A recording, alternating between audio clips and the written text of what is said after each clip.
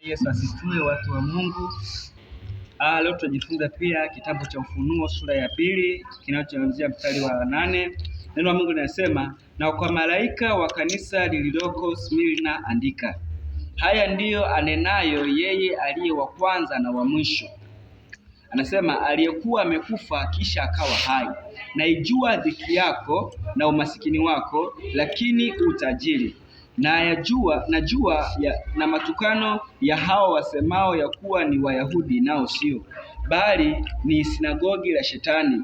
Usiogope mambo atakayokupata. Tazama, huyo ibilisi Shetani atawatupa baadhi yenu gerezani, ili mjaribiwe, nanyi mtakuwa na dhiki siku 10. Uwe mwaminifu hata kufa, nami nitakupa taji ya uzima. Yeye aliye na sikio asikie neno hili ambayo Roho ayaambia makanisa.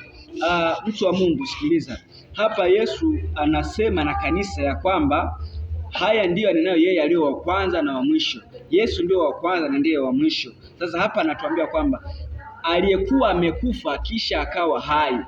Tunapoambia Yesu alikufa siku ya tatu akafufuka, ni uhalisia. Biblia inathibitisha kwamba aliyekuwa amekufa kisha akawa hai. Anasema, naijua dhiki yako na umasikini wako. Anasema Yesu anaijua dhiki yetu na umasikini wetu, lakini utajiri. Yaani uliyemwamini Yesu, unaishi ndani yake, unaishi maisha matakatifu, ni tajiri. Kwa nini? Kwa sababu umemwamini aliye Mungu wa kweli, na pia amekuahidia taji ya uzima wa milele. Anasema, najua matukano ya hao wasemao ya kuwa ni Wayahudi, nao sio, bali ni sinagogi la Shetani. Kwamba anayajua kuna watu ambao wanajifanya wanamjua Mungu, nao sio, lakini ni sinagogi la nani? La Shetani. Yesu anasema usiogope mambo yatakayokupata. Tazama, huyo ibilisi atawatupa baadhi yenu gerezani, ili mjaribiwe. Kwa Yesu anatuambia hata tukapoona majaribu gani, mambo gani atakayoendelea, anasema tusiogope, kwa kuwa ibilisi anasema ibilisi atawatupa baadhi yenu gerezani, ili mjaribiwe, nanyi mtakuwa watu wa dhiki siku 10. Anasema uwe mwaminifu hata kufa. Sikiliza hapa, neno linasema uwe mwaminifu hata kufa. Kwa hiyo watu wale wa Mungu tunapaswa kuwa waaminifu hata kufa. Hata tupitia magumu gani, tumthibitishe Mungu wetu kwa kuwa waaminifu.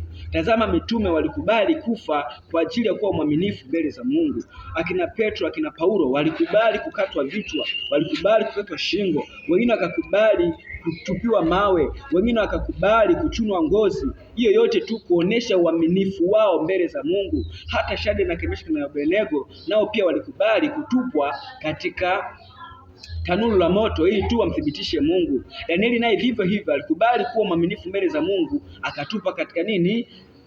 Tundu la simba. Lakini Mungu aliwaonekania kwa kuwa walikuwa waaminifu mbele zake. Hata leo pia Mungu anakukumbusha kusema kwamba tutajaribiwa ndio na Shetani, na huyo ibilisi atawatupa baadhi yetu gerezani, ili tujaribiwe, nanyi mtakuwa na dhiki. Lakini anasema uwe mwaminifu hata kufa. Baada ya kuwa mwaminifu sasa anasema nitakupa taji ya uzima. Yesu anasema atatupa taji ya uzima. Haleluya, watu wa Mungu. Yesu anasema yeye aliye na sikio na alisikie neno hili ambalo Roho ayaambia makanisa. Yeye ashindaye hatapatikana na madhara ya mauti ya pili. Kwa hiyo wewe ukiwa mwaminifu, ukampokea Kristo, ukatunza, ukashika maagizo na hukumu na amri zake, anasema ya kwamba hautapatikana na madhara ya mauti ya pili. Mauti ya pili ni nini? Mauti ya pili ni baada ya kufa hapa duniani, unaenda mbinguni, unapewa hukumu ya kuchoma moto milele. Hiyo ndiyo hukumu ya mauti ya pili. Mauti ya pili hii hakuna atakayekwepa. Ndio maana tunakwambia jambo pekee la kukwepa hii mauti ya pili ni kuamini Yesu Kristo na kukubali kuwa ni Bwana na Mwokozi wa maisha, na kufuata sheria na hukumu na amri alizoziweka, na kuishi maisha ya utauwa. Ukimwamini Kristo Yesu, amesema yeye aliko ndiko nasi tuweko.